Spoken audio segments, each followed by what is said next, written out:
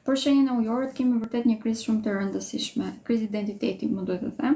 Sëmos marrëdhëniet që ka me njerëz e tyre më të afërt, me njerëz e tyre më të dashur, në këto momente mund të mos dinë se ku qëndrojnë, ose si të veprojnë. Jo vetëm mundësitë po rikthejnë, por rikthejnë edhe të gjitha gjërat negative, të cilat ata duhet të përballen.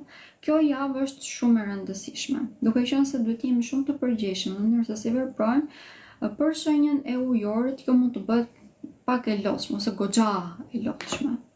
Rrugdalja në të vërtetë është që të kalojmë kohë me persona që na bëjnë të ndjehemi të lumtur. Nëse jemi në një lidhje, sidomos kjo është edhe më e vlefshme, partnerët tanë romantik në këtë rast do të na ndihmojnë vërtet shumë.